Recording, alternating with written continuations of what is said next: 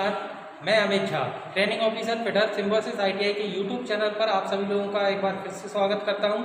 आज मैं आप लोगों के लिए लेकर नई वीडियो लेकर आया हूं, जिसमें आज मेरा टॉपिक है आउटसाइड माइक्रोमीटर। आउटसाइड माइक्रोमीटर में अगर मैं आप लोगों को माइक्रोमीटर के बारे में बताऊं तो माइक्रोमीटर क्या होता है। माइक्रोमीटर एक सूक्ष्म मापी यंत्र भी कह सकते हैं इसको, या सूक्ष्म मापी एक इंस्ट्रूमेंट भी कह सकते हैं। सूक्ष्म मापी इंस्ट्रूमेंट ये, अच्छा मैं ये थोड़ा सा मास्क उतार देता हूँ जिससे मुझे आप लोगों तक मेरी वॉइस सही से पहुँचे। सूक्ष्म मापी यंत्र ये बाहरी माप लेने के लिए काम में आता है। इसके मटेरियल के बारे में अगर मैं आप लोगों को बताऊं तो मटेरियल इसका जो ये फ्रेम बनी हुई है, ये जो नीचे वाली फ्रेम होती है ये ढलवा लोहे की बनाई जाती है, तथा इसका जो ऊपरी जैसे कि ये भाग और ये स्पेंडर जो होता है ये इसका इनवायर स्टील का बनाया जाता है। इनवायर स्टील के बाद में अगर मैं बात करूं कि इस भाग की, जैसे कि ये और ये दोनों भाग आप देख रहे होंगे माइक्रोमीटर में, जो आगे की साइड पे ये डार्क लाइन जो बना रखी है मैंने, ये वाली ये डार्क लाइन जो बना रखी है, ये आप देखेंगे ओरिजिनल माइक्रोमीटर में तो आगे की साइड पे ये ब्लैक कलर की एक सेल जैसे उसके ऊपर चिपके रहते हैं। छोटे से सेल आप लोगों ने देखे होंगे, उस टाइप से इसके आगे चिपके रहते हैं। ये जो बिट रहती हैं इसमें जो सेल से ये लगे रहते हैं, ये कार्बाइड के होते हैं। जब नापते समय ये जल्दी से घिस ना जाए इसलिए इनको कार्बाइड का बनाकर लगाया जाता है। तो मटेरियल के अकॉर्डिंग ये मैंने आप लोगों को बताया। अब थोड़ा सा आगे चलते हैं, बताता हूँ। ये दो प्रणालियों में मिलते हैं हमें। दो प्रणाली, जैसे कि एक तो होता है ब्रिटिश प्रणाली और दूसरा होता है मैट्रिक प्रणाली। ब्रिटिश प्रणाली में, अब ये प्रणाली में के अंतर्गत अगर मैं आप लोगों को इनका लिस्ट काउंट बताऊं, लिस्ट काउंट का मतलब होता है जो इनका सबसे ज़्यादा सूक्ष्म माप, मतलब ये कितनी शुद्धता तक नाप सकता है।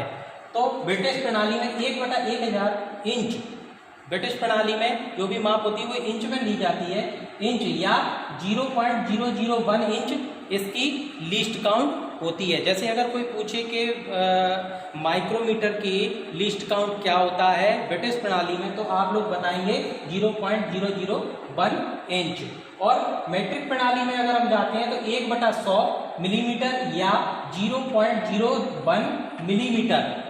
मैट्रिक प्रणाली आजकल ज़्यादातर जो इस्तेमाल की जाती है वो मैट्रिक प्रणाली इस्तेमाल की जाती है अभी प्रेजेंट में। तो प्रेजेंट में अगर हम मैट्रिक प्रणाली में अगर हम बताते हैं तो लिस्ट काउंट क्या होगा उसका 0.001 मिलीमीटर।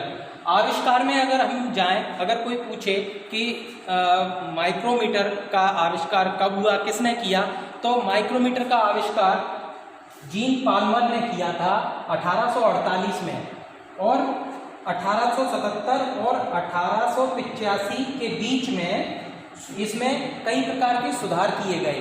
इसमें सुधार होने के बाद में जो माइक्रोमीटर आज हम इस्तेमाल करते हैं वो आज के समय का आधुनिक माइक्रोमीटर है जिसका हम इस्तेमाल करते हैं। अगर सिद्धांत अगर मैं आप लोगों को माइक्रोमीटर का बताऊं तो माइक्रोमीटर नट और बोल्ट के सिद्धांत पर कार्य करता है। आप लोगों ने नट बोल्ट तो सभी ने देखे होंगे, तो नट और बोल्ट के सिद्धांत पर कार्य करता है। अब जैसे कि ये जो मैंने आउटसाइड माइक्रोमीटर का जो मैंने फिगर बना रखा है, अगर मैं आप लोगों को ये फिगर के अकॉर्डिंग अगर मैं आप लोगों को ओरिजिनल दिखाता हूँ, जैसे कि मेरे पास ओरिजिनल माइक्रोमीटर है, देख सकते हैं ये इसका फ्रेम है, ठीक है। जो मैंने आप लोगों को बताया था कार्बाइड बिट, तो आप लोग देखिए ये यहाँ पर ये नापने वाली जगह जो होती हैं ये यहाँ पर और यहाँ पर ये काली काली जो ब्लैक कलर की ये सेल टाइप के यहाँ पे लगे हुए हैं, ये कार्बाइड के बने होते हैं, ठीक है ना। अब जैसे कि ये ओरिजिनल माइक्रोमीटर है और ये मैंने यहाँ पे फिगर बना रखा है। ये वाला माइक्रोमीटर जो मैंने फिगर बनाया यहाँ पे मैंने दिखाया है 0 से 25 मिलीमीटर, और ये वाला जो माइक्रोमीटर मेरे पास है ये 25 से 50 मिलीमीटर वाला है। यानी कि माइक्रोमीटर जो मिलते हैं वो 25-25 के गैप में मिलते हैं। जैसे अगर मैं आप लोगों को बताऊं तो 0 से 25 मिलीमीटर, फिर 25 से 50 मिलीमीटर, और 50 से 75 मिलीमीटर, और 75 से 100 मिलीमीटर, ऐसे ये जाकर 600 मिलीमीटर तक हमें प्राप्त होते हैं। आइए अब आप लोगों को आउटसाइड माइक्रोमीटर के जो मुख्य पार्ट होते हैं, भाग होते हैं, उनके बारे में मैं आप लोगों को बताता हूँ। जैसे पहला वाला जो भाग है वो है फ्रेम। फ्रेम मैंने अभी आप लोगों को बताया था कि ढलवा लोहे का बनाया जाता है, वो फ्रेम ये वाला कहलाता है। ये यहाँ तक ये पूरा ये फ्रेम कहलाता है। तो फ्रेम हो गया, ये ढलवा लोहे का बनाया जाता है। दूसरा नंबर अगर मैं आप लोगों को बताऊं एनविल, तो एनविल आप देख रहे हैं कि एनविल ये रहा, यहाँ पर मैंने एनविल को इंडिकेट कर रखा है। एनविल वाला भाग ये होता है। अब एनविल वाला भाग जैसे कि मैं आपको ओरिजिनल वाले माइक्रोमीटर में दिखाऊं तो ये वाला भाग जो है वो एनविल कहलाता है। ये जॉब को, किसी भी जॉब को जब हम नापते हैं तो नापते समय ये वाला भाग जो होता है एनविल वाला भाग, ये किसी भी जॉब को नापने के लिए इसके ऊपर जॉब को होल्ड किया जाता है। ये वाला भाग एनविल कहलाता है।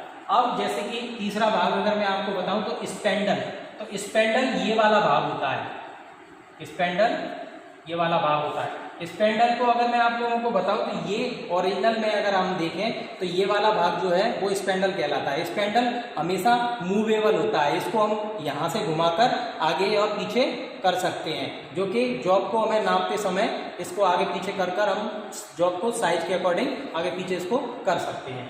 अब तीसरा वाला जैसे कि मैं आपको बताऊं लॉक नट, तो ये यहाँ पर आप देखें, यहाँ पर ये लॉक नट दे रखा है, इसमें होल दे रखा है, लेकिन मैंने यहाँ पे अगर मैं ओरिजिनल में आपको दिखाऊं तो ये वाला जो है ये लॉक नट होता है। जब हम किसी चीज़ की अगर ग्रेजुएशन यहाँ से अगर किसी चीज़ को नाप लेते हैं, अब ये फिर से घूम ना जाए, इसको घूमने से बचाने के लिए हम यहाँ पे क्या करते हैं, इसको लॉक कर देते हैं। ये खुल जाता है और यहाँ ये लॉक हो जाता है, तो फिर ये स्पेंडल आगे पीछे नहीं होता है और हमें फिक्स नाप जो भी हमारी नाप आई होती है वो यहाँ पर हम रीडिंग में पढ़ लेते हैं, जो कि हमें पता लग जाता है कि हमने जो जॉब को नापा उसकी रीडिंग क्या है।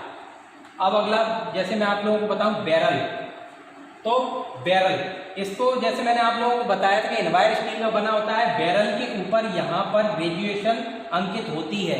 जो माइक्रोमीटर को जब हम पढ़ते हैं तो इसकी ग्रेजुएशन का मुख्य ग्रेजुएशन होती है, जो कि यहाँ पर स्केल के रूप में अंकित की जाती है। तथा दूसरा अगर इसके बाद में अगर मैं आपको बताऊं थिम्बल, तो ये थिम्बल कहलाता है। ये वाला हिस्सा जो है ये यहाँ से ये यहाँ तक, ये पूरा थिम्बल वाला हिस्सा कहलाता है। ओरिजिनल अगर मैं आपको बताऊं तो ये ऊपर जो हिस्सा मूव कर रहा है, ये घूम रहा है, जिसे मैं घुमा रहा हूँ, ये वाला हिस्सा ये थिम्बल कहलाता है। ये बैरल के ऊपर स्लाइड करता है। ये नीचे बैरल है और ऊपर वाला ये थिम्बल है। इसके ऊपर भी ग्रेजुएशन अंकित होती है। यहाँ पर आप देख सकते हैं 0545 ये लिखा हुआ है, तो इसके ऊपर भी ग्रेजुएशन अंकित होती है।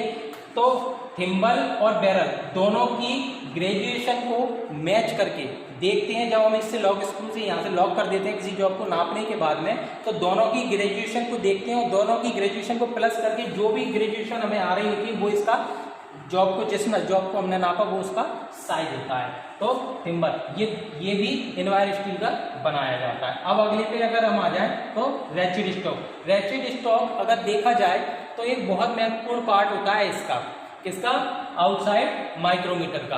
आउटसाइड माइक्रोमीटर में अगर किसी भी प्रकार का अगर जॉब हम नापते हैं तो नापते समय कभी भी हमें यहाँ से पकड़कर इसको नहीं घुमाना चाहिए। यहाँ से पकड़कर नहीं घुमाते हैं हम, हमेशा ये पीछे वाला हिस्सा जो लगा हुआ है, जो यहाँ पर मैंने आप लोगों को दिखा रखा है, ये रैचिड स्टॉक कहलाता है। इस रैचिड स्टॉक का इस्तेमाल हम करते हैं जब ये इसको पकड़कर अगर हम घुमाते हैं तो रैचिड स्टॉक में आप देखें जब किसी ये फिक्स, मतलब जब इसे जितना दबाव की इसको आवश्यकता होती है वहाँ तक ये दबाव देकर बाद में ये इस तरीके की आवाज़ करने लगता है, तो हमें मालूम चल जाता है कि जॉब को हमने सही टाइट पकड़ लिया है और यहाँ पे हम निश्चित इसकी ग्रेजुएशन पढ़ सकते हैं। वहाँ पे हम लॉक स्क्रू के द्वारा लॉक करके और जॉब को हटाकर इसकी ग्रेजुएशन को पढ़ सकते हैं। तो ये कुछ महत्वपूर्ण भाग आउटसाइड माइक्रोमीटर के थे जो कि सूक्ष्म माप लेने में काम आता है, जो मैंने आप लोगों को बताया, ओरिजिनल भी दिखाया और फिगर के जरिए मैंने आप लोगों को बताया। ये वीडियो आप लोगों को कैसी लगी और इस वीडियो के बारे में अगर आपको कोई प्रॉब्लम है तो कमेंट्स बॉक्स में ज़रूर बताना। चैनल को लाइक करें, सब्सक्राइब करें। नमस्कार, धन्यवाद।